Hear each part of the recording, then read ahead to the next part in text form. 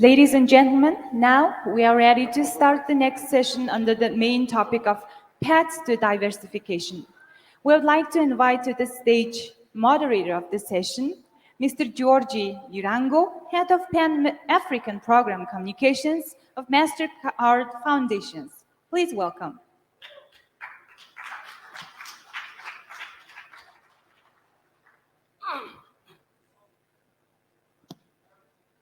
Good morning. We can do better than that. Good morning. Fantastic. So, our next session is on paths to diversification with some very specific business cases. I'll do a formal introduction of myself a bit later, but to kick us off, as diverse as our conversations are going to be, let's get a sense of how diverse we are in the room. We're going to play a game. Maybe not. We're going to play a game. The game is A to Z, A to Z. When I say a letter, you say a country that starts with that letter. Okay? There are only two letters whose countries don't exist, but we'll find out as we go along. When I say A, for example, let's try a country that starts with A.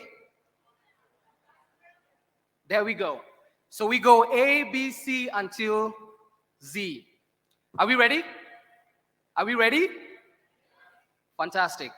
A, B, C, D, E, Eswatini, F, France, G, Georgia? No, Georgia is a state. Oh, and country.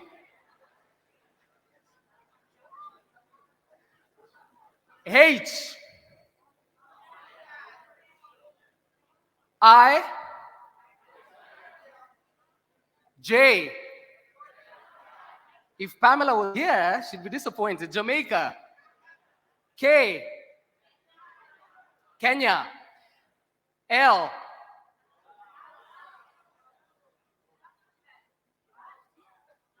M, Mongolia. N, my Oga brothers, Nigeria. O, P, Pakistan, Paraguay, Portugal. Q, Qatar. R, Rwanda. S,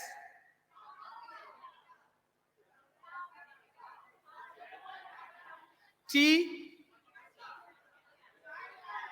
Thailand, fantastic. U, Uzbekistan, Uganda. V, there we go, Vietnam. W,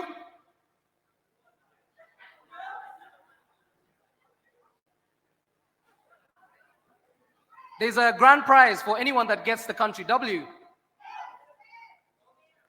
All right, so Wales is a bit controversial because they have their own government, but the law still goes under UK, so Wales gets half a point.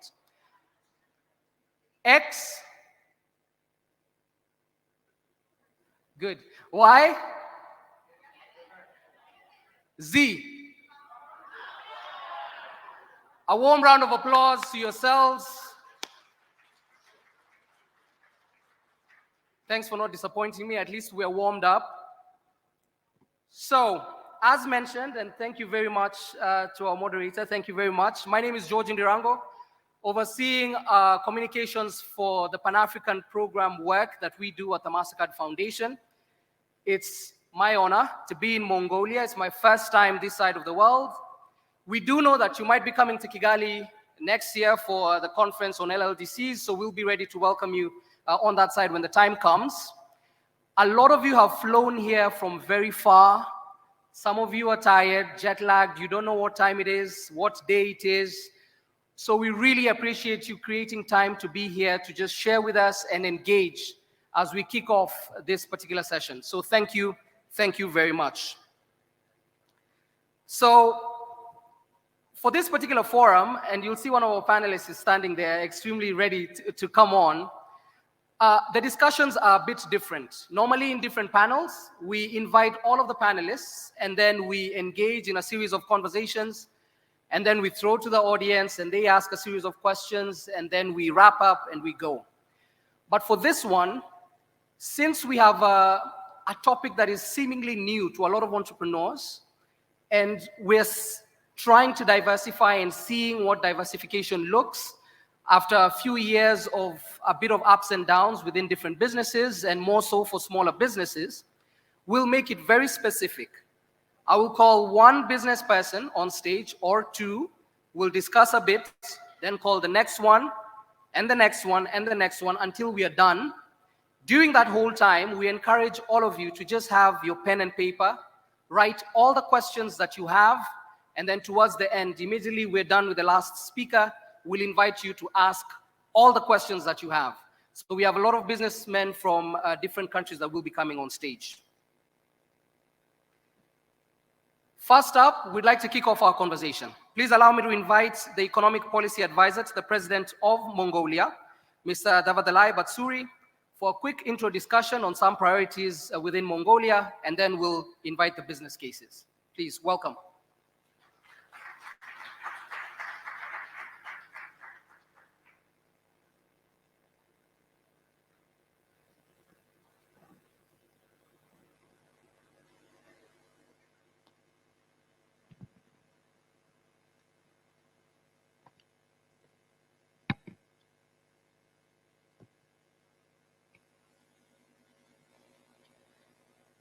So, thank you very much. We've received fantastic context by the people that spoke before us. Of course, His Excellency the President also gave enough context on what Mongolia seeks to do for the next couple of years and what this particular forum means. But we'd just like to jump into practicality, right? Mongolia is not one of those countries that is, if you were to speak of a diversified economy, Mongolia would not rank among the highest, primarily because of its the sectors that it's prevalent in, extractive sectors.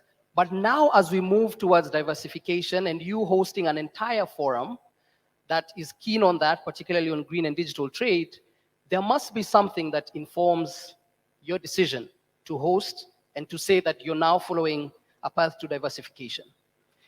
Just let us know what that looks like from your end and maybe what you feel would be priorities as you move towards diversification. So, thank you. So first of all, thank you to everyone, to participate in this one of the flagship events by the ITC and UN. Also, it's really, timely event, especially for Mongolia after this pandemic and all these challenges the world is facing. Also, in terms of the title, themes and topics, which are quite consistent what we are trying to do, especially Mongolian government and the president office and the entire public sector. So I think I would like to start with to give you some big picture or some background, especially in terms of our diversification and economic structure. So as of now, you can see like our economy, mostly highly reliant on the mining sector, which is about like 1/5 of the economy. In terms of the export, which makes about almost over 90% of our export actually goes to the mining sector, specifically on the three goods, which are the coal and copper and gold. Then big challenge, especially if you look at the last 20 years, our development, dynamic, it's actually quite volatile. Because, as I said before, our economy is quite reliant on the mining, which is, Also, we are quite related to the commodity prices. So that makes the economy quite, fluctuate and more volatile. So our even last 20 years key objective is the only diversification and etc. How can we improve, expand our non-mining sector, especially for the agriculture and manufacturing. And recently, one of the two or big emerging sectors are the IT and also tourism. So even for the investment side, which is quite concentrated, if you look at the last 20 years, our FDI figure, 70% of them goes to the mining, but the rest is the quite, very moderate, growth of the FDI. So that's the big, also our root of the challenge, especially in terms of our economic, development of the Mongolia. So we look at, especially for in the policy level, our priorities by the government, we would say on 4 areas.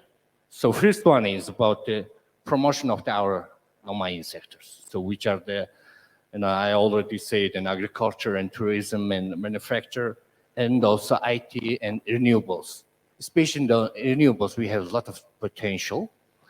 International studies, they say we have like 260 gigawatts potential in terms of renewables. The Mongolia has the one of the country which has most sparse population, also big, territory, land. So there is a lot of potential in terms of the renewables. So second key priority is we also have to diversify in terms of our infrastructure development, which is within the country, beyond the Ulaanbaatar city, we need to more focus on to improve our infrastructure in terms of, especially in regional provinces. These are also key challenges, especially government. They're trying to make the big progress on that. So third one is, I also say in terms of investment, especially in the FDI, because 70% of the FDI goes to the mining. So how can we, diversify the rest of the investment flows into the country, especially in the IT and manufacturing sectors? And also, of course, there's remaining big challenges that how can we promote our exports, especially non-mining, exports. Most potential sector, what we see is actually our traditional sector, which is agriculture. So, especially in terms of the goods, we see the most potential goods are the meat and cashmere and the other, agriculture-related goods. So that's why, especially maybe some of you are aware that Mongolian president, he initiated last year about this national campaign on this national security, food supply and security issue, because which is also currently, pressing issue, not for the Mongolian, even for the world. So that's why president initiated this campaign, and we also get the approval from the parliament. It's 5-year, we have an action plan with the specific financing, planning. So actually, within 5 years, we're gonna, invest like 500 million only for the agriculture sector. So in the conclusion, especially in this question, on the green, that's our also one of the priority. Because if we look at our current situation of the environmental issue, almost 77% of our territory has been affected by this desertification. That's the quite, pressing issue, especially for Mongolia, because agriculture was the one of our country's traditional sector. So most of the people are individuals and corporates that are operating in that sector. But right. Desertification has been, a lot of implication on these, businesses and individuals' life. I want to ask you one question before we call now the first business case. And I like that you mentioned green. We'd like to know how you're making green sectors attractive. I'll ask you this. When you go to the Green Climate Fund website, under Mongolia, you see the beginning date when the conversation started, 2018. Approval of projects within the Green Fund was 2020. But under projects being implemented and those already done, there's nothing. So we'd like to know whether there is anything deliberate, and of course we know those dates are when COVID happened and of course the crisis happened, but how deliberate you are with incentivizing the green sector, attracting funding within the green sector, also knowing that we'll have someone within the green sector seated in the panel in a few minutes. Yeah. So as you said, especially Mongolia, we made a lot of efforts, especially the last 10 years, in terms of to accelerate this green transition. So one of the initiative, maybe you're aware that you also say this 1 billion tree initiative, initiated by the president. And also in terms of especially for the green sectors, on the supply side, there is a lot of actual progress, especially in terms of the financing, including this GFC, GCF, and also in domestic financial sectors. For example, domestic financial sectors, they committed to increase their green loans portfolio to increase 10% by 2030. Now, big issue for the government is that how can we create a good business climate for the green businesses, especially in terms of the individuals and corporates? How can we convince them to make a business in this sector? Because, the Mongolia is reliant on the mining sector. If you ask somebody or some companies, you want to do some business in the green, or are you more prefer for the mining sector? They always say, okay, we're going to do, mining business or mining related businesses. So again, one of the big obstacle, big challenge for the country is now, how can we create this business climate to attract the individuals and companies to make this green businesses? So it's more about, we would say it's demand side of this green sectors. How can we, make this infrastructure to attract them and to accelerate this green transition? So it's, as a nation, this is the big challenge for us to move forward in terms of the green transition. So that's why we see first, in order to accelerate this green transition, I think we need to have a very national consensus to build this business climate, not only for the government, even for the private sector and civil area and etc. So I think that's the very good starting point to move forward. All right. I hope you're ready. Some of the questions will come and we'll have business cases from the digital spectrum, digital sectors that will come towards the end. So I hope you're ready for the questions as well. So governments cannot do it alone. Small firms cannot do it alone. We need to make sure that we are moving in tandem. Whether it's government partners, quiet financial injection, everything has to happen at the same time. So our first business case is doing exactly that. Please allow me to call on stage Ms. Delgerma, who's also called as Degi, Chief Operating Officer for Mon Pellets here in Mongolia, and Mr. Paul Bro, Agribusiness Manager at Rabobank, New Zealand. Warm round of applause, please.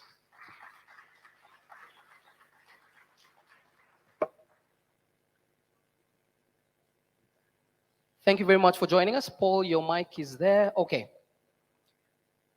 So when you go online and you type Mon Pellets Mongolia, one of the first things we were just discussing with Degi now, one of the first things that comes is Mongolian entrepreneurs turning sheep fleece into fertilizer and soap for export. And it's a huge article that presents a huge picture on what is being done within Mongolia for export and for global trade. But while we were speaking with Degi, we realized that what's being said in the article, a lot of it is very true, but the practicality on ground is different for smaller businesses. So we'd like to hear from you, sharing, exporting. This didn't start from that article. It's a very humble beginning. We'd like to hear from you, Degi. All right. My name is Degi, and I'm presenting Mon Pellets in Mongolian booth and organic plant representatives. And we use waste wood or low-grade wood to turning into the fertilizer. Mongolia has 31 million sheep, but we have 9,000 bulls are wasted every year. So if you turn it into the dollars, it's going to be like 1 billion tugrix. So since 2018, we established our plant in Tuamek, and we've been processing waste wool without using water and chemicals. We make it 100% organic fertilizer. So we have some orders from Germany back in 2019. So we have shipped our 20-ton 2019, and next year, 2022, we have 400 tons of orders, but because we couldn't ship because of the COVID. So what I'm trying to say is, first of all, we have landlocked country, and second, we have lots of waste wood available in the market, but we cannot process it because of financing and also a lot of issues, but we still expand in the market. And I'm thinking, I have one big issue, which I cannot get my wool from the herders because we in Tuamek, but herders all around the country. So what I done and how I can find Paul was, he's the one who's helping me to collect my wool from the herders directly, while we helping the herders' income and also the capacity building. All right. So we'd like to bring in Paul, but let's just clarify. Before Paul came into the question, how many sheep were you dealing with? Just give us that number. Traditionally, Mongolian people use hand scissors. They can share per person, they can share like by hand scissors, 20 to 30 sheep per day. 20 to 30 sheep per day. Okay. So Even today. Even today. And then comes in Paul. So this was a very interesting meeting. They met on LinkedIn. But this is a huge business that needs a lot of on-ground work and seeing what is happening on ground. I know we're talking about digital trade, but digital and green trade, so how do you realize that you're going to trust someone, understand their business, even trust that your interests align, and then go ahead and partner? In 2019, we identified the need for changes in the Mongolian wool industry. We saw the huge potential that's really wasted. It should be a massive income earner for Mongolia, but it's not. So from New Zealand, we tried to start changing little things. We tried to organise some training and had limited success. We did some virtual training and some online stuff. But then fortunately in 2022, I made contact with Daggy, and things just took off.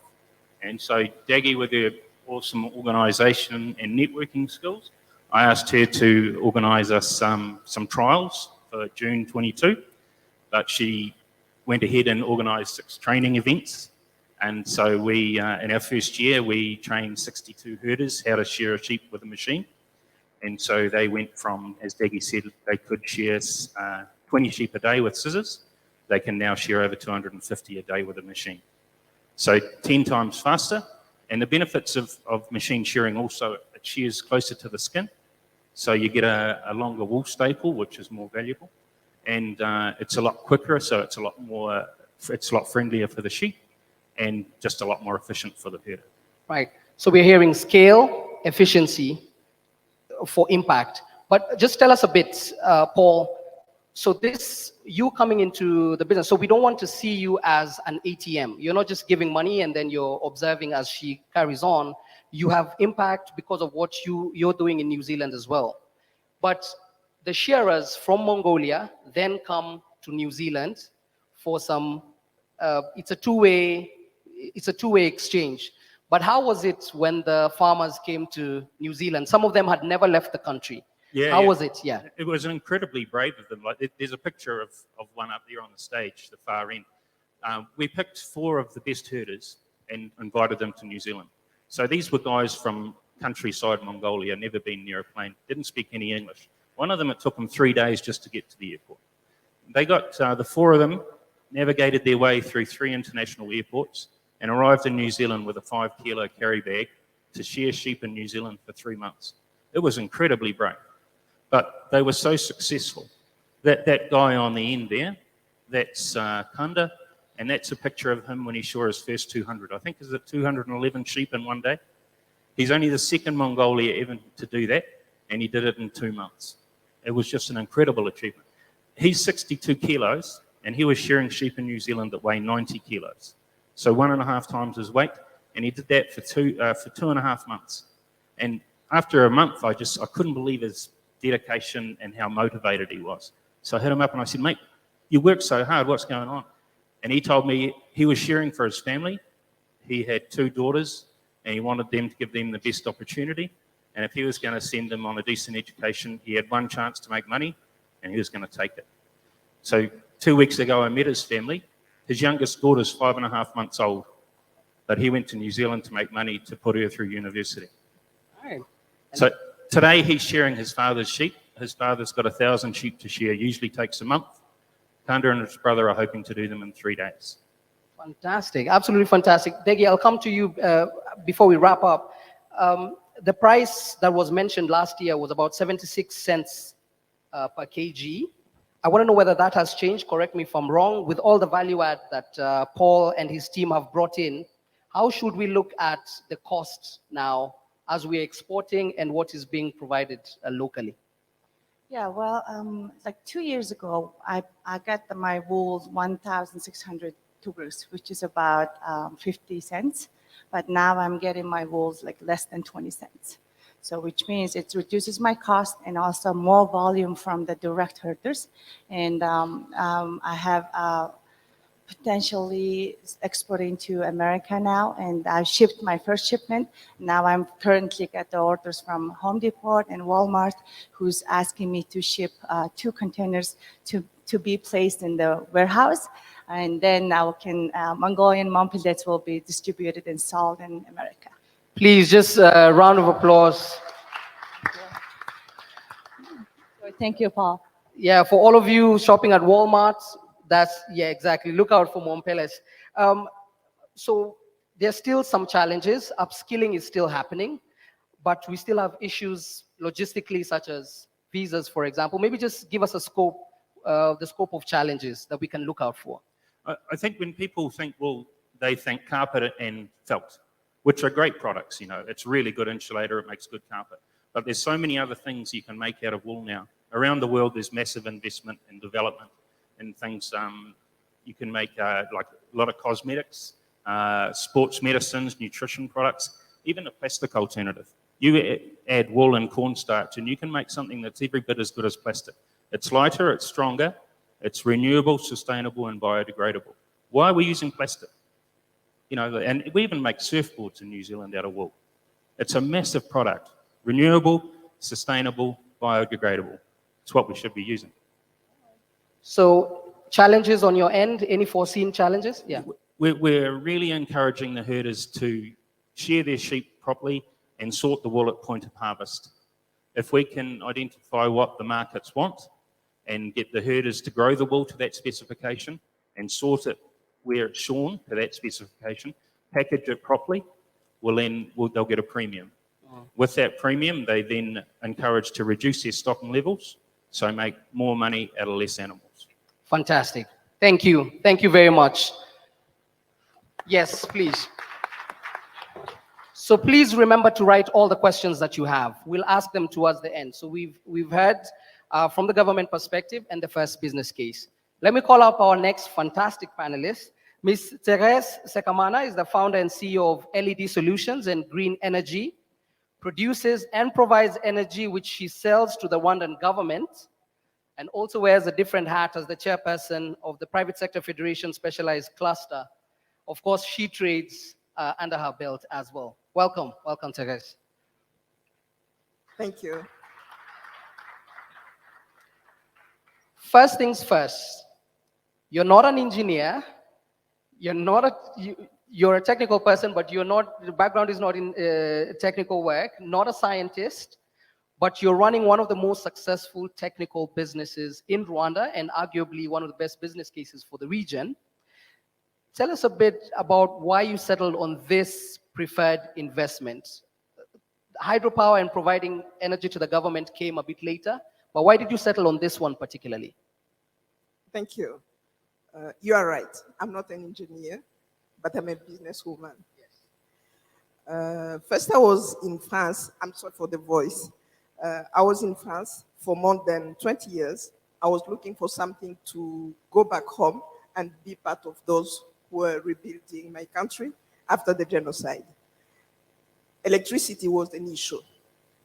Then I did discover the LED light. I did my research and did understand that, in fact, all those factories selling in Europe, they have factories in China.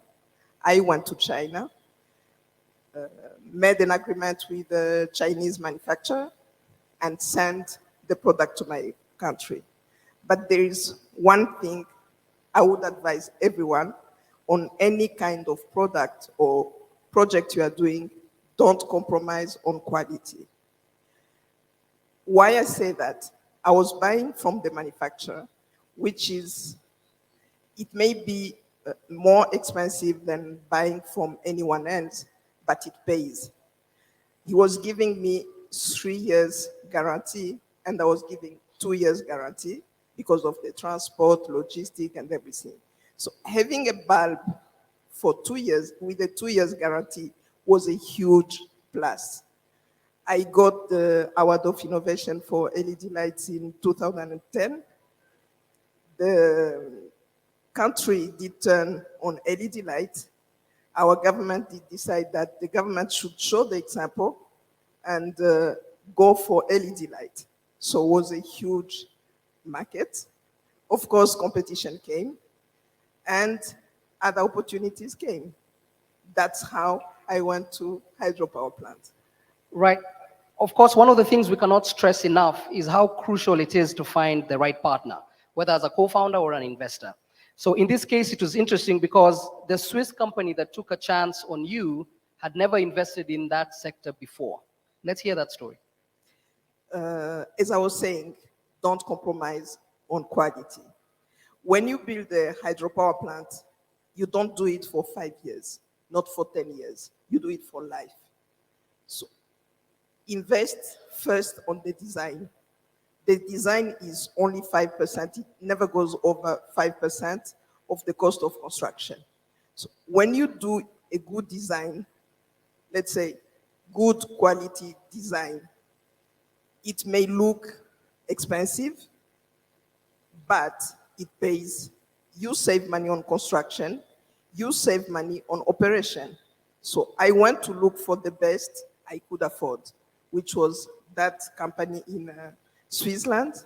Normally they work on huge projects with the World Bank, EU, all those. But since I did my homework, I knew what I was looking for. I did manage to convince them.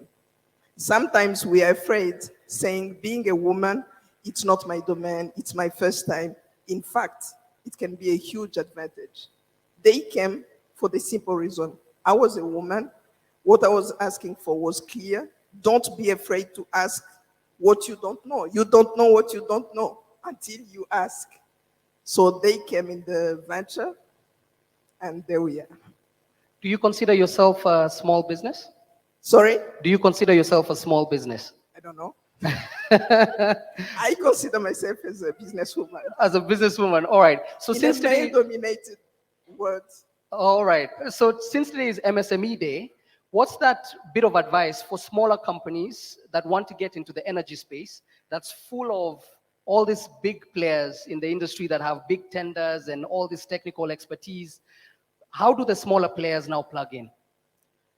As I was saying, the first thing to do is really to do your homework. First, try to do your homework and understand the kind of business you're going into. Because people are afraid because of money, that amount of money. But to be honest, the first thing to do is not to look for money, is to understand your business, to know how you package your business. Again, go for quality. When the design is well done, the study is well done, you give some confidence and guarantee to those who want to bet on you, being the partners, being the financial side. When you go to the banks or financial institutions and you know what you are talking about, of course you hire those engineers and consultant, but try to understand your project. If you understand your project and you can explain it well done with people with expertise, you give that confidence, and honestly, it's easy to get finance. Absolutely fantastic. Please, let's give a round of applause as well. We'll also speak about how quality, was a big factor in your business even earlier this year. As we move on, let's switch gears slightly. We'd like to discuss a bit more on digital trade. Our first person to call on stage, please allow me to call Mr. Purev Bazar, who calls himself Bazar, to speak to us about Fibo Cloud. He's the founder of Fibo Cloud. I don't know whether Bazar is in the room.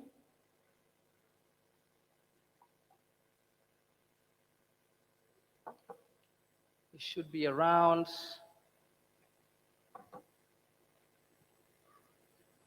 It's all right. We'll make sure we have him.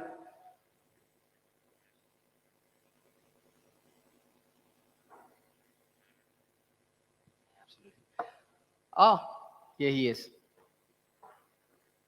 The program stopped for about 20 minutes. No, I'm kidding. Please.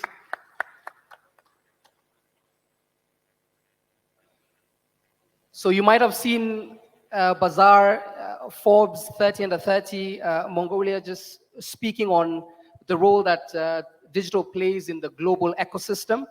A fantastic brain, but also understands that we need to be extremely deliberate, not just come to conferences and say things, to look good on panels, but to be as practical as possible. This conversation should be exactly that, as practical as possible. When we were discussing yesterday, one of the things you mentioned that was extremely profound is that when we look at the top 100 companies, none of them fall within the ICT space. But if we want to succeed within the space, and if we're saying we're going to diversify within digital trade, that's where we should be looking at, having the top companies within that space. Give us your experience within that and some of the challenges you felt are inhibiting a lot of Mongolian companies from excelling. Thank you for having me. So there's a famous saying that Mongolia is a landlocked country, but not mind-locked. I understand that this very deeply when the COVID came. The Mongolia, when the COVID came, it was a very difficult situation. And once the COVID came to end, there's a conflict between Russia and Ukraine happened. So that made me think that tech companies based in Ulaanbaatar, Mongolia, should play a very important role to diversify Mongolian export sector.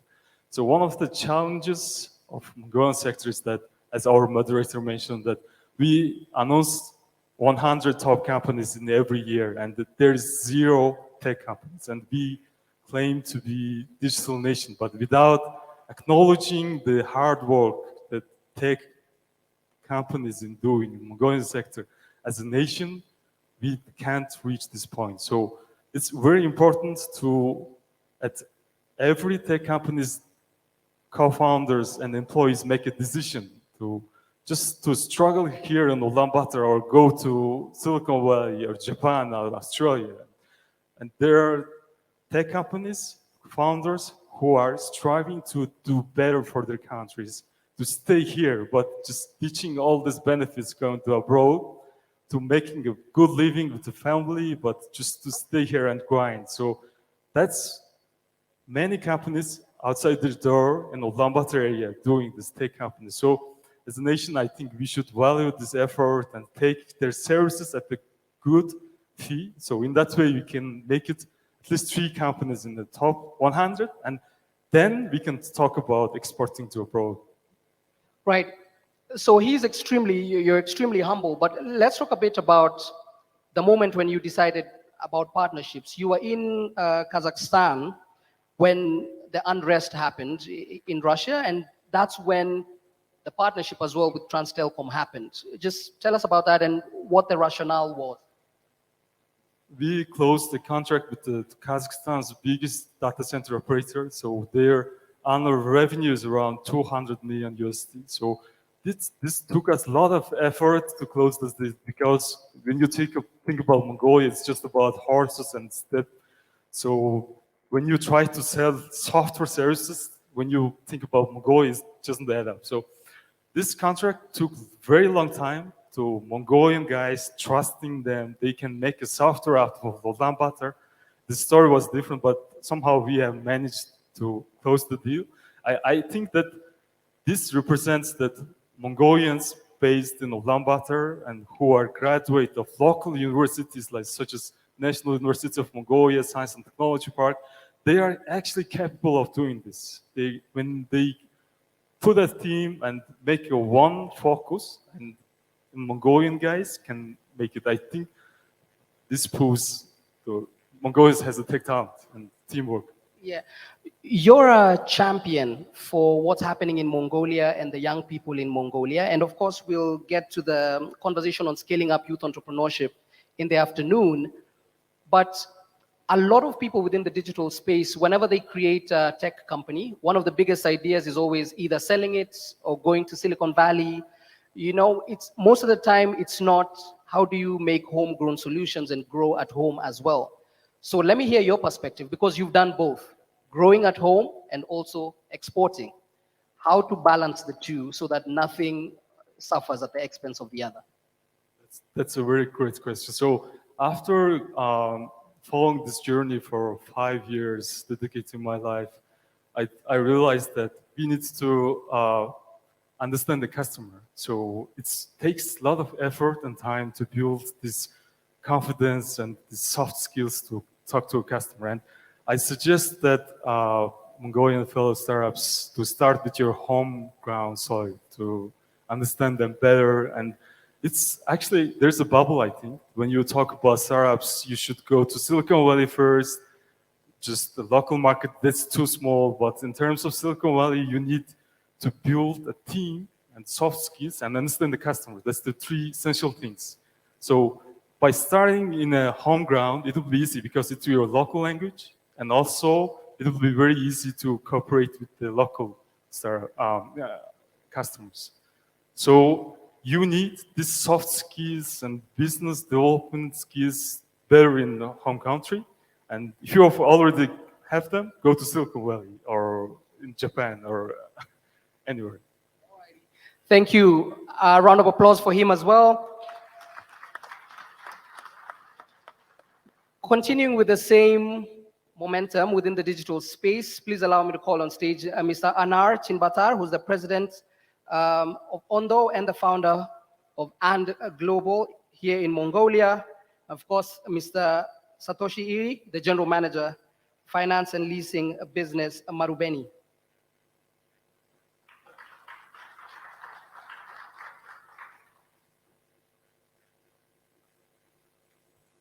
It's an absolute pleasure. We got to connect today morning to just get a sense of what the businesses do. But Anar, I'll start off with you. So this kind of partnership is a fusion of technology and business, a small agile company and a large, long-leading global trading company coming together to provide solutions at scale. But we'd like to understand from you, Anar, even ignoring that Marubeni is seated right next to you, most of the time when an entrepreneur starts, any financier can come up to you and say, we have this amount of money and we would like to put it in your business. And sometimes they don't even necessarily vouch for your business, but they just want to see either a return on investment or tick a KPI. How crucial was it for you to find the right fit for your business, and why was it Marubeni? Hello, thank you. It's a very complicated question for me. It's actually so. It's all the behind this story.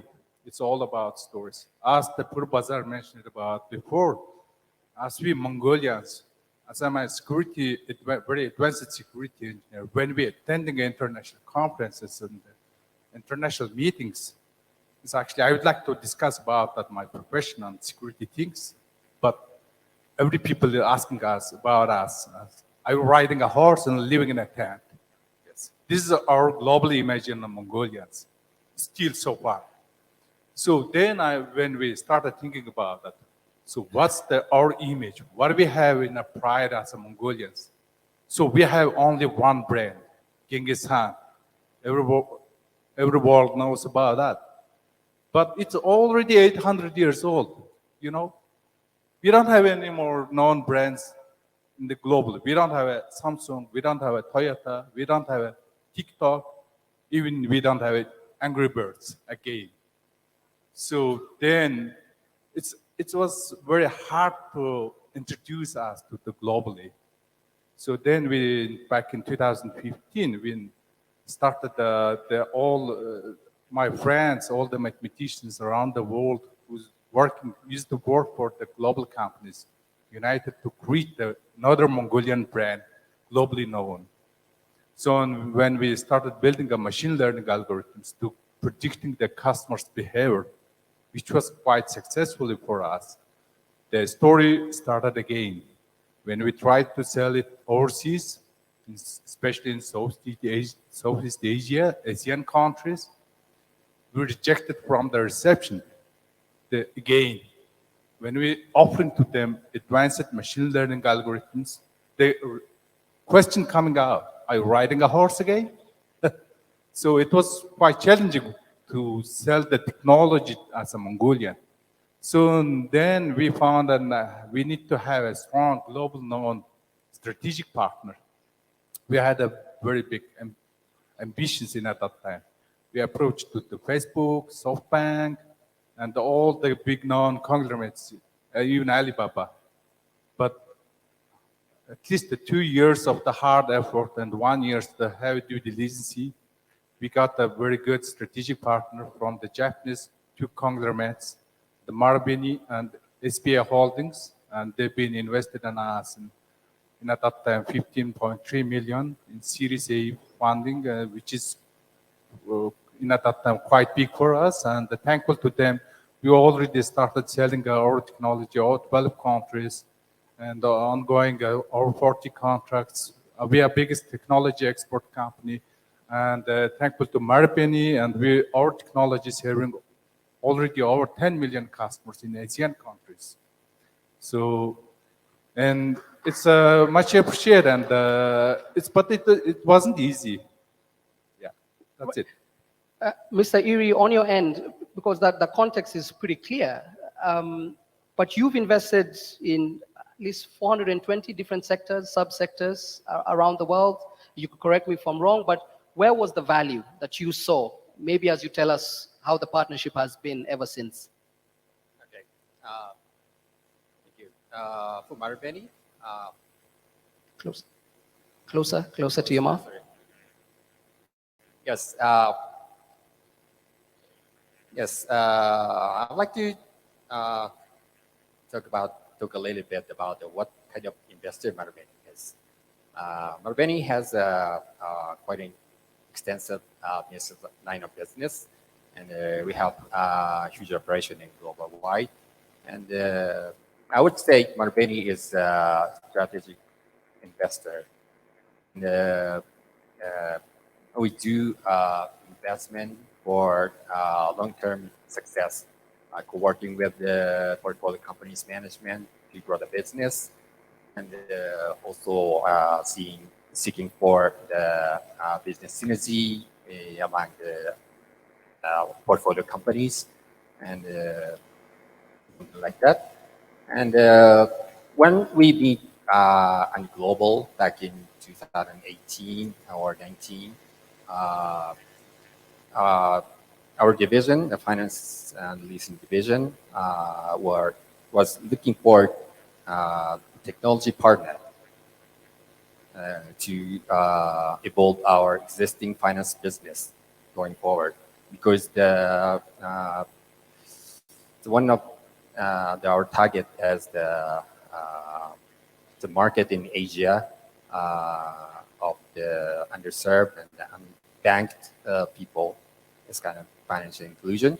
This market has a good potential for penetrating into the market. We need a good technology partner. So we met so many fintechs back then, and we finally met Global. Having looked at their technology solution and talented people and the attractive business model, we see great potential in the company. And Maybe let me ask you this, because we have the advisor seated right here. Most of the time, the private sector takes a lot of risk. And an organization such as yours that's well diversified understands exactly what diversification means.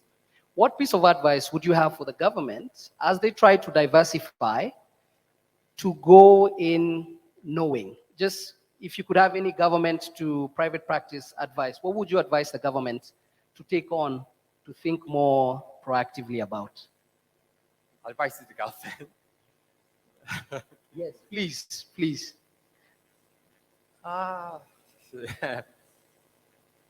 It's very, yeah. If they were to diversify, the government wants to diversify, what do they prioritize? Because there's a lot of things the government is thinking about. What do they prioritize?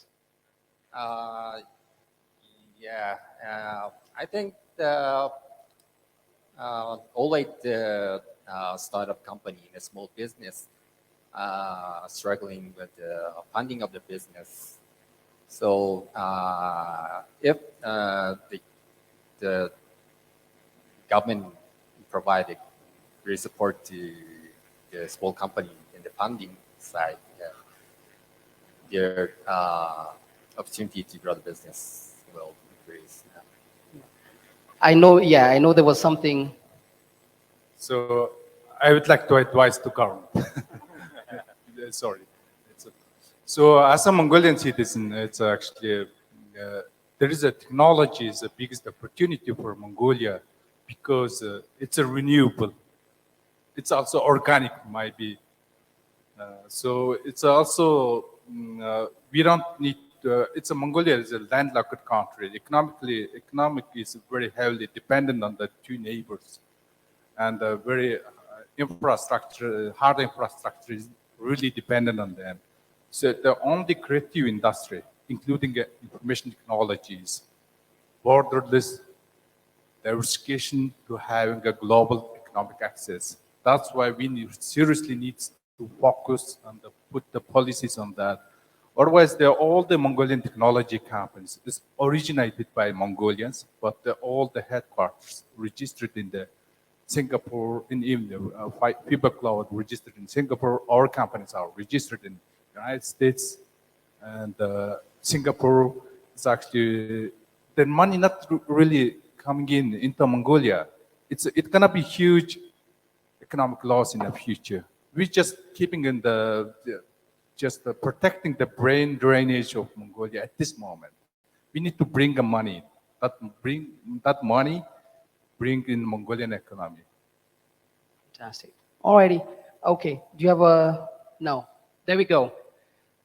So we appreciate your feedback to the panelists. Thank you very much for that. Let's take any of the questions that you have.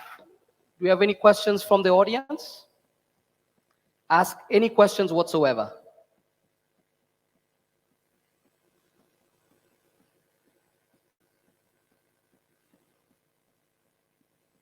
Please just raise your hand if you have any.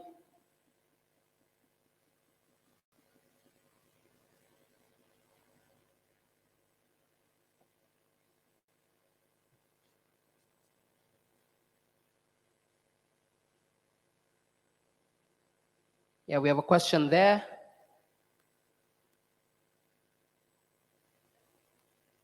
Armanda, I worked for the IDB project, but now I'm freelance business advisor. But I don't have any questions, but I have some ideas to add to comments and share it by Anar and other business people. As I was working agri-produce processing companies, and they are facing the same problem as Anar and Mongol Pilot are facing. So creative industry, I agree. This is one of the advantages Mongolia could offer to world as Mongolia is considered to be a small country, but the country with big potential because the literacy rate is very high, and also education system is not reaching the world standard, some people say, but you can see as graduates of the national local universities are having good offer to world classified companies as a partner. So the combination, balancing between the creative industry and the tangible industry, I would say, the agro-processing, which we have plenty of raw materials, very high valuable raw materials, but never recognized by producers as valuable as they think. They see only the for seasonal sales or not really long-term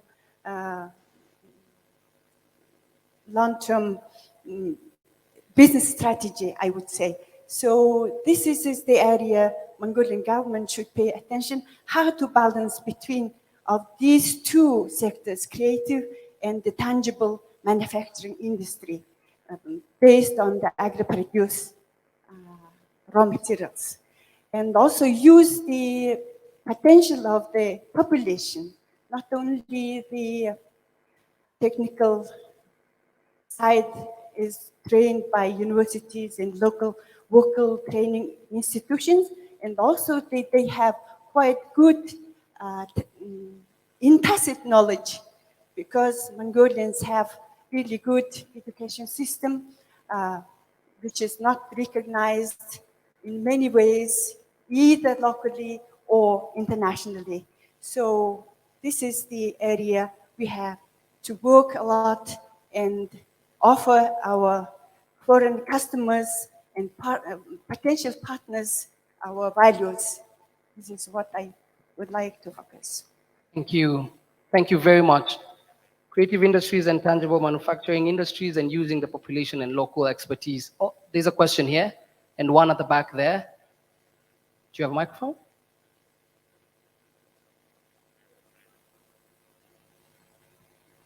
Мой вопрос на русском языке. My question in Russian language.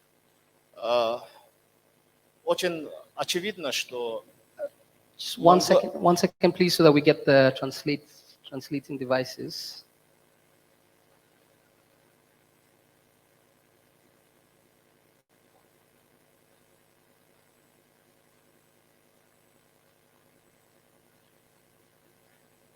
Okay, I will try by English. Okay. Very clear, Mongolia could serve a traditional type of economy from the history. I cannot, sorry. Just one second. Maybe you could tell us where you're from and... Nurullah Sohrab, I am from Tajikistan, Republic of Tajikistan. All right, that's good. I would like to ask this question because this kind of problem we have in our country too. Okay, yeah. We'll just get the devices now. Do we have any on the chairs that you could just give to us that we can use?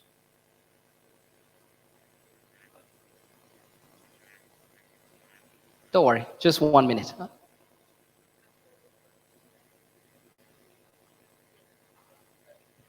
All right, thank you. Thank you so much.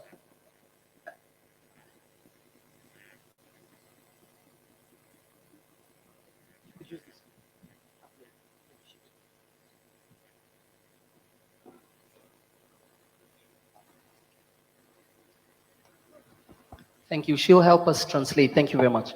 Здравствуйте, коллеги, еще раз. Меня зовут Сухраб Нурло, я представляю Республику Таджикистан.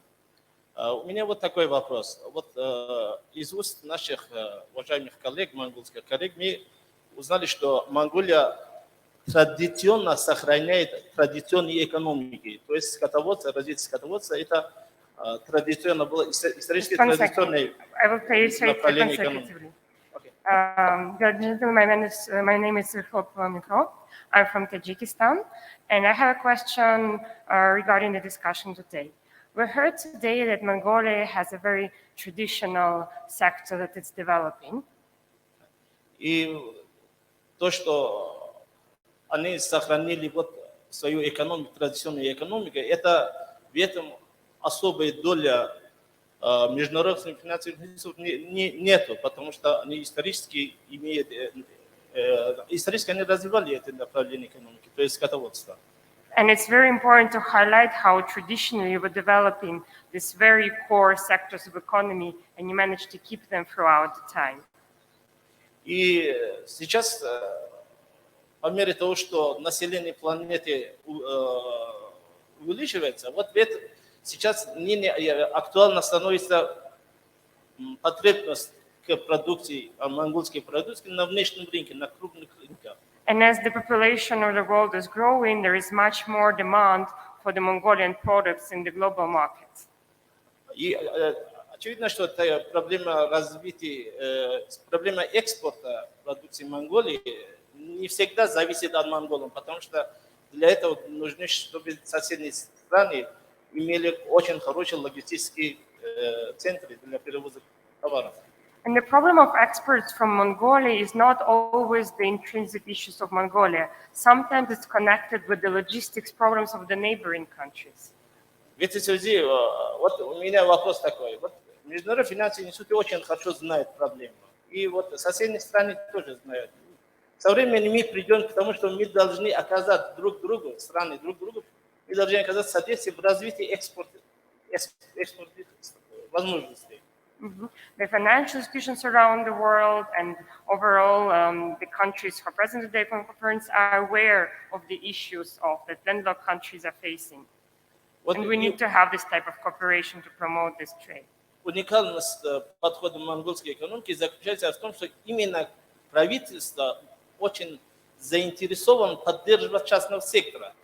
The government of Mongolia is very interested to support private sector, in my opinion. И такая проблема существует практически для всех стран, которые не имеют выхода к морям и к крупным рынкам.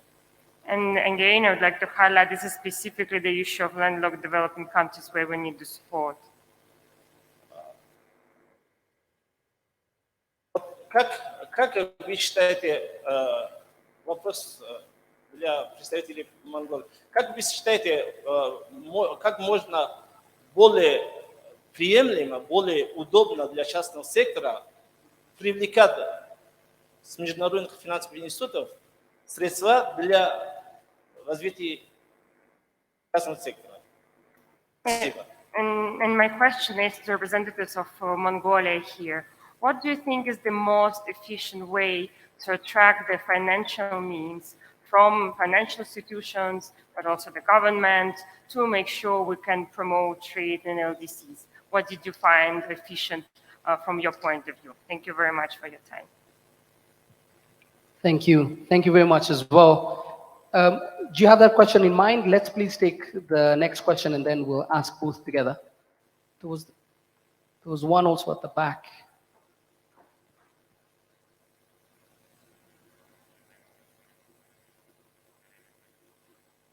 Hello, everybody. Thank you. Everybody, you come today, and all here sitting, young businessmen. Thank you. Again, this future is yours. I am the Bathu Gantuga Bathu. I am founder of the Asia African Business Club. And everybody here sitting and all the participants, welcome to our club. We are together changing. This is our life, our earth, our world. Okay, this I want to say. Thank you. Thank you, God. Thank you for your intervention. Did we have another question at the back? There was one that we saw. All right. Let's just take that one and then we'll come here, please. Сайн байцгаана уу, та бүхэндээ өнөөдрийн мэнд хүргэе. За Монгол улсаас оролцогч Diversification компани гүйцэтгэх захирал ганц цэг гэж хүн байна. За би бол одоо Монгол улсын экспортын талаар ярмаар байна. За өөрөө би бүтээгдэхүүнээ сая ингээд олон улсад экспортлж үзсэн байгаа. Монгол улс бол одоо худалдааны хуульгүй учраас маш их хүндрэл үүсдэг юм байна гэдгийг одоо өөрөө биеэрээ ингээд сая туулаад ирлээ. Одоо 7 сарын 5-ны өдөр бол Япон улсад бол би албан ёсоор дэлгүүрээ ингээд нээж байгаа. За дээрэс нь төр засгийн юм ойлгомжгүй янз бүрийн юм одоо дүрм журмууд маш их байд юм байна. Дээрээс нь олон улсад ингээд бүтээгдэхүүнээ гаргахад манайх тээвэр логистик болоод хамтын харилцаа тийм асуудлууд маш их ойлгомжгүй байд юм байна гэж би өөрөө харсан. Дээрээс нь одоо энэ авилгал хээл ахуйтай холбоотой энэ худалдааны энэ одоо жижиг бизнесүүдэд дэмжсэн төрийн одоо олон улсын маш олон төсөл хөтөлбөрүүд яг хүнээ олж чиглэж гинүү гэдэг дээр маш их эргэлдсэн юм олон бас асуудлуудад сая ингээд яг экспорт хийгээд тулгараад ингээд надад манай компанид тохиолдсон юм бэрхшээлүүд байгаа. Тийм учраас энэ хамгийн гол юм нь бол худалдааны хууль Монгол улсад байх ёстой юм байна.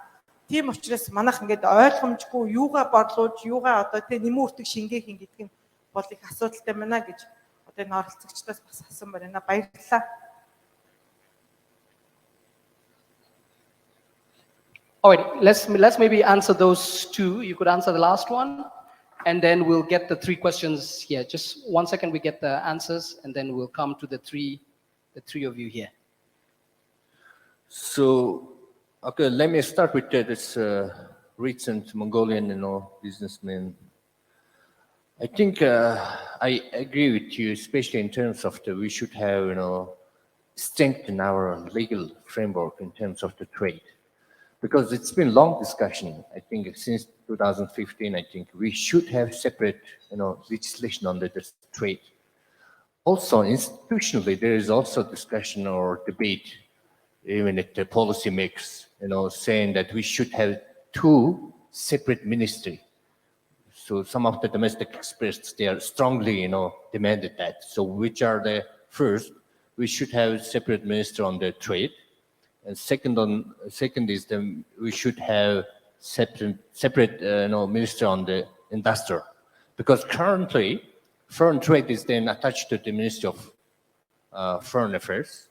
Also, some parties are now also attached to the Ministry of Economic Development. So, also I think we need to rethink about our institutional framework to support this foreign trade issue.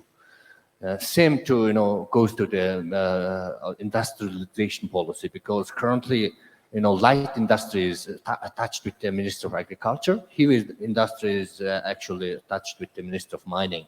So also it's been as I said before, it's long discussion. I think there is some of the parliamentarians they already submitted separate law on the foreign trade.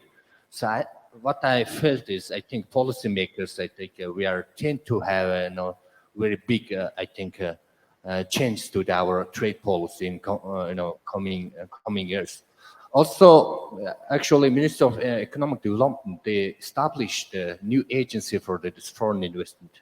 So I think we have also a lot of expectation or confidence on this new agency. So I think I agree with this your point to have improved our trade policy in terms of the institution and also legal framework. On this financing side, and my Tajikistan friend asked it.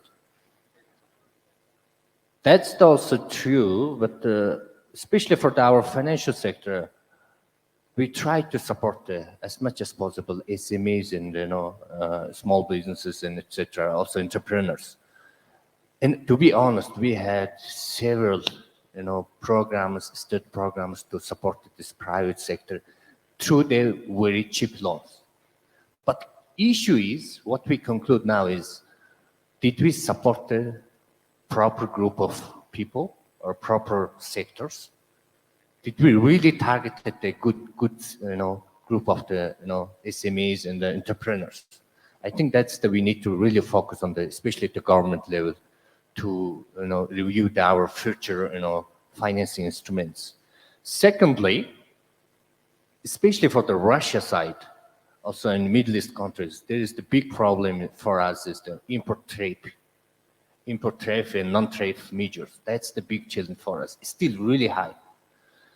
So some of our Russian colleagues, they advise to us saying that we should have some kind of specific trade line with the Russian banks or some Middle East countries.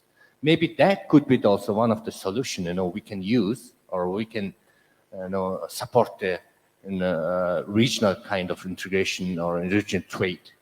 So domestically, also I would like to emphasize that our saving rate is so low in terms of economy, even in the public sector and private sector.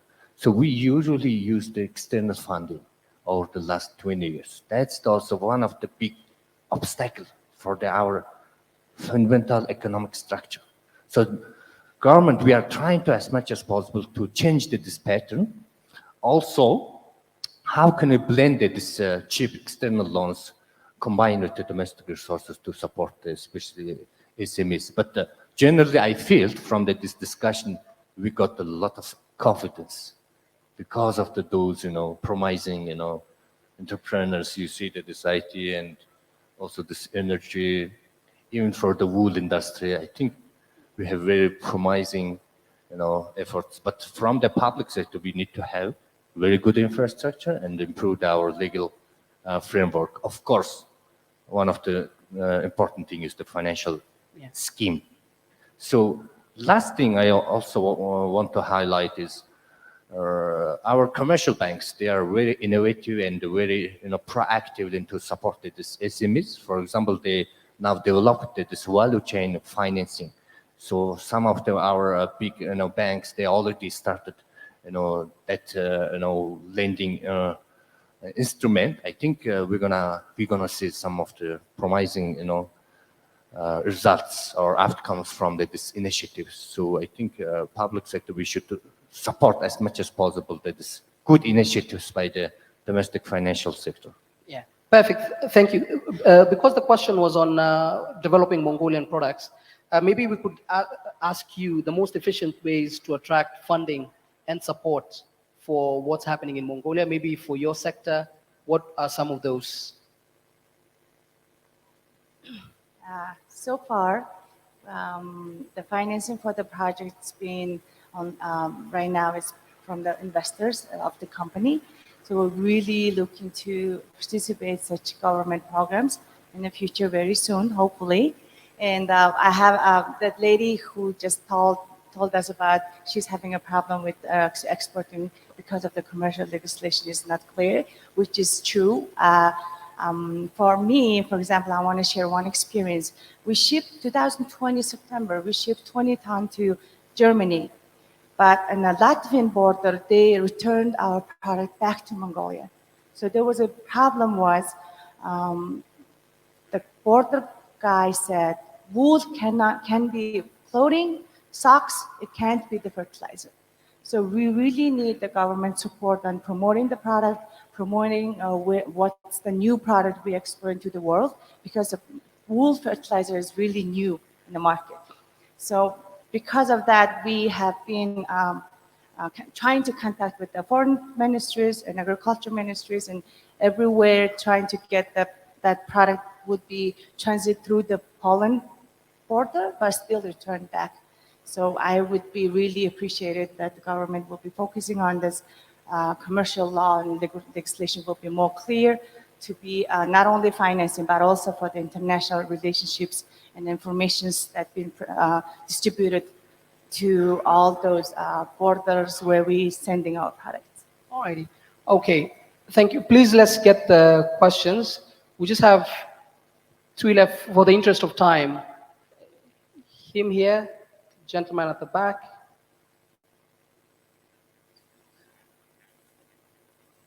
Thank you. I come from China, Inner Mongolia.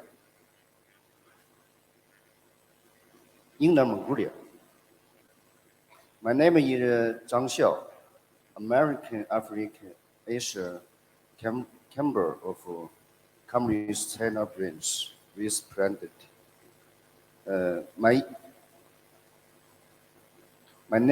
English is not very good. May I speak Chinese? 我拿中文可以提问吗？有人帮我翻译一下。Thank you.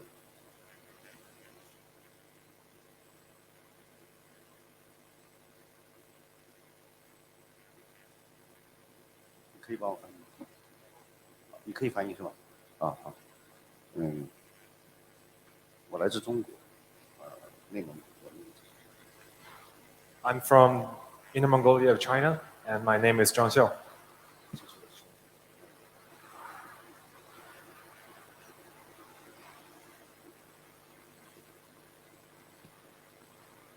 He's the American African Asian Chamber of Commerce of the Chinese branch, and he's the vice president of the branch.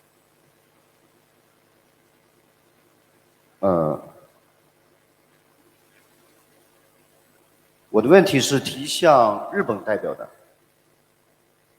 His question is for the Japanese delegate.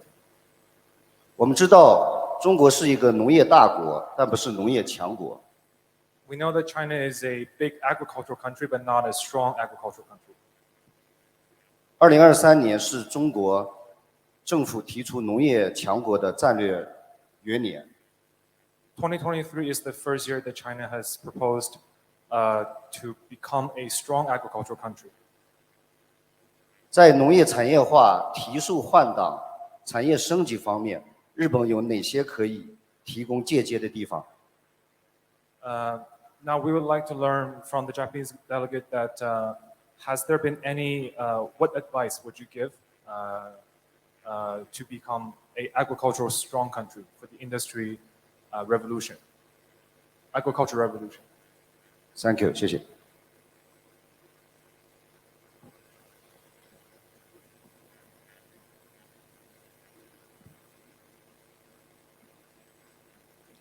First of all, I'm not the professional of agriculture business, but yeah, in general,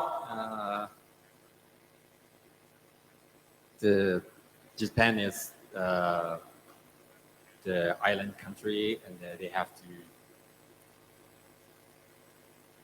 procure their food procurement by themselves, and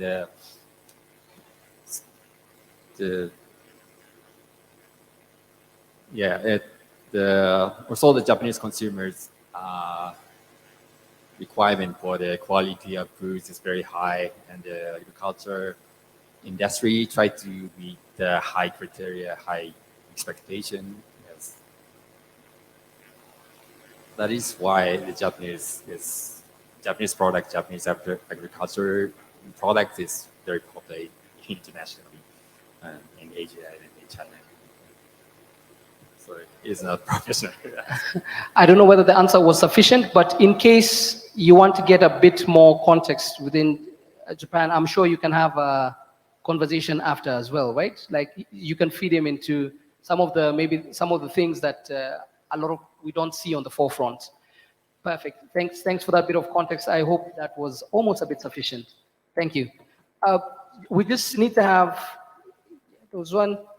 yeah.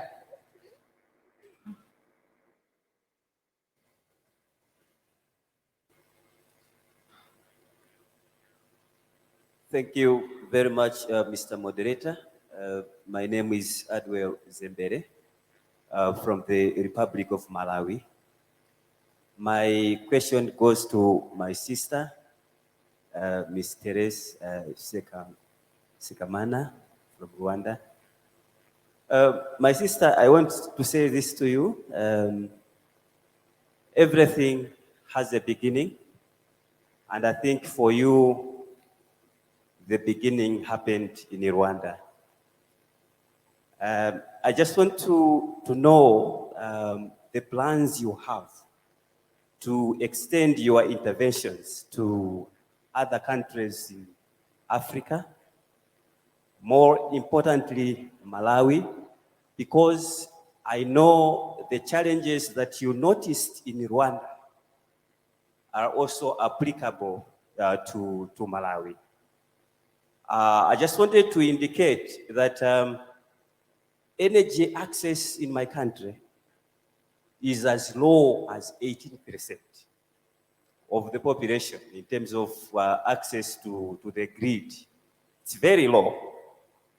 And I just wanted to know what you think you would need, what kind of support or what kind of push you may need to reach out to other African countries. Otherwise, this is an area that as a continent, we are not doing well. And in Malawi particularly, we would appreciate getting even the products that you are providing in Rwanda. Thank you. Thank you very much. Thank you. Thank you very much. Please hold on to that question. Let's get the last question from here, please.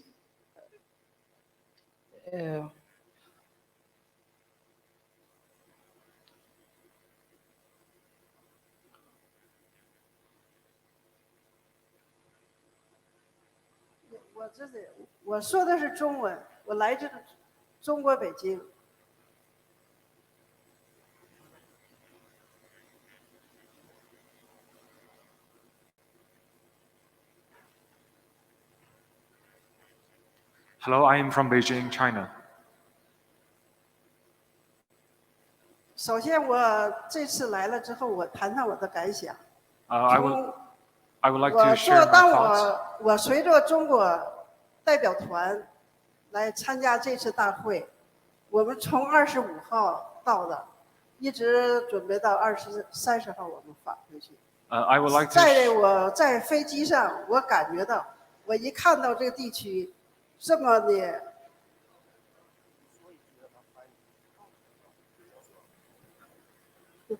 I came with the Chinese delegation. We arrived on the 25th of June, and we plan to leave on the 30th of June. I would like to share our initial thoughts while we first landed in the country. 我们从25号坐的飞机，当这飞机要来到蒙古边界的时候，我从那飞机上往下看。 下面特别的光亮，我就考。As we entered the Mongolian airspace, we looked outside of the window. We saw the country is vast. 当我们代表团下到飞机之后，我们在一起就讨论这个问题。他们说的这个，我们在想了哈，说这蒙古的话应该是有大草原。 但是我们看不到这个草原。When we landed, we were talking with the Mongolian delegation about how, while on the plane, first entering the Mongolian, we were expecting to see a vast steppe, but it was not that we saw. So we were discussing that issue with them. 另外，我当听说这个蒙古才有350万人口的时候。 我心里感到非常的震惊。And I was very shocked to hear that Mongolia only has a population of 3.5 million. 它和我们国家就紧邻着，而且在成吉思汗这个英雄在我们国家也是非常有名望的，所以说我们就有着很好的相处的地方。 China and Mongolia has a very good connection. We even share the same hero, Genghis Khan.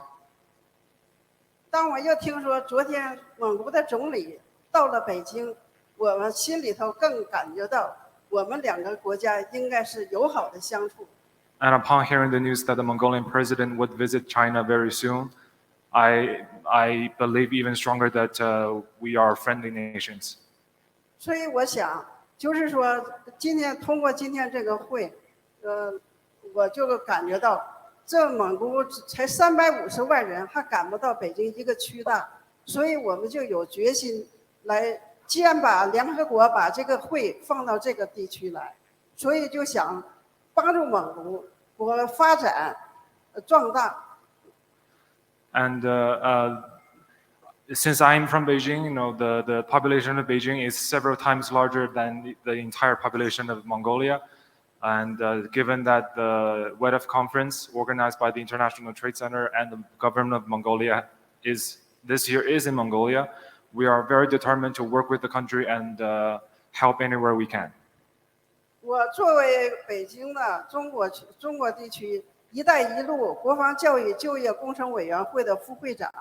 还有红色文化传媒集团的董事长、总经理，我就有权利帮助我们国家和蒙古国家来做一些有益的事情。Her works involves in the One Belt and Road Initiative and culture dissemination. So from her perspective, and she would like to work, she would like to help anywhere she can. 我想，如果要是这样的话，我在来了之前，因为考虑到蒙古可能是有大草原，我带过来了，一个是生物菌肥，就它可以改变土壤，可以增产增收。你好，请问您的问题是什么？我想就是如果在短时期内，能不能和我们接触上联系？他的问题是，他带来了有一个改良土壤和改善土壤的一个生物菌肥，他能不能跟蒙古国的相关部门对接上？他能把这样的技术赋能给蒙古国？ Okay, her question is, which brings back to what she said at the very beginning, that she was expecting to see a vast step, but it was only around the city around Ulaanbaatar. She brought with her from China a special kind of fertilizer, and she's wondering if there's anybody from the Mongolian, if there's a Mongolian counterpart that she can talk to. Perfect. Thank you. Thank you very much for that. Thank you. Thank you very much. All right.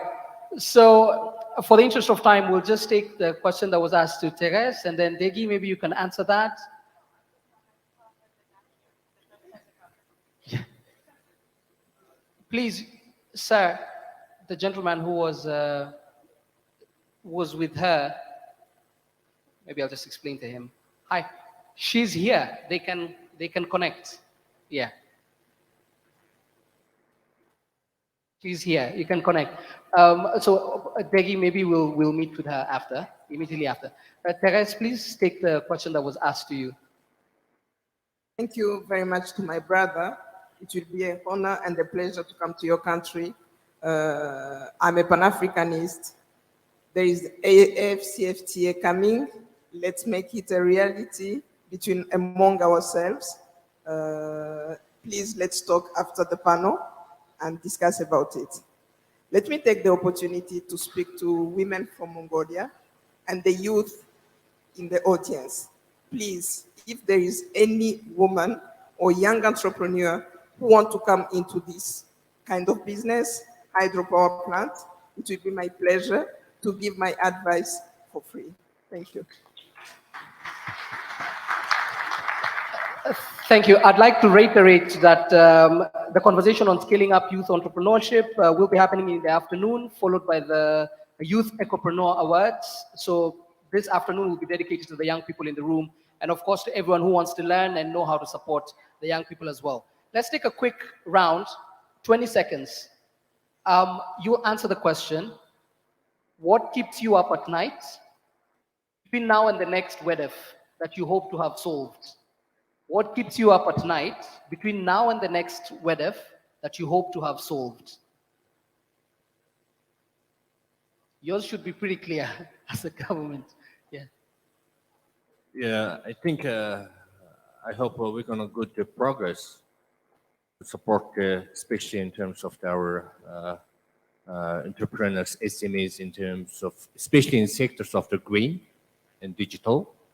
And also tourism. So especially tourism, that's the quite promising sector for us. Also government, they are trying to do their best. So, but I couldn't say exact outcomes. Yeah. I would say just briefly. All right. And to expand that 30%, right? That 30% to expand it, yeah, a bit more. Okay. What keeps you up at night, Egi?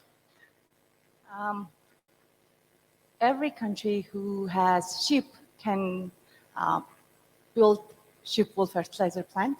So because this product is very promoting in internationally, and 1 kilo of fertilizer is 7.99 euros. So I think it's a huge market for us. And the globalists only have 1.3% of globalists land. So we have to be organic, be eating healthy, and helping the herders. Right. So a large untapped market. If you need any ideas on how to do it and best practices, you could always speak to Degi as well. Paul? Deggy and I have a lot of ideas of other things we could do to help herders, lots of other technologies we want to introduce. And I think helping people is addictive. That, you know, we've made a start and we really love it and it's really rewarding. And we just want to keep going with it. And so how are we going to do that in the future? All right, so it doesn't have to be within what you're doing now. Anyone who comes to you with some different ideas or different thinking, you can help them think through it. I work for Rabobank, who've got a huge resource of farming knowledge around the world. So we've got access to all sorts of skills that would be really relevant here. All right, so please come and speak to Paul and Degi. Teres? I already said that I'm open to give any kind of advice that I can do. But also talking about Mongolia, because we are in Mongolia. Tomorrow we are launching the ITC She Trade in Mongolia. Let's partner and see what we can learn from Mongolia and what they can learn from Rwanda. Thank you. Perfect. Maybe Teres, before you give it, between now and, especially that area I know is the entrepreneurs there, between now and the next WEDF, what do you hope to have unlocked within your business? Honestly, it's the number of people I'll bring into this business from now up to there. Thank you. Perfect. So I'll just answer directly to the question. What keeps me at night is that hope our country will be diversified and there will be tech companies the people who can show the world we can do it and rebrand ourselves, not just horse and step, but the Mongolians can do a technology. This hope keeps me awake.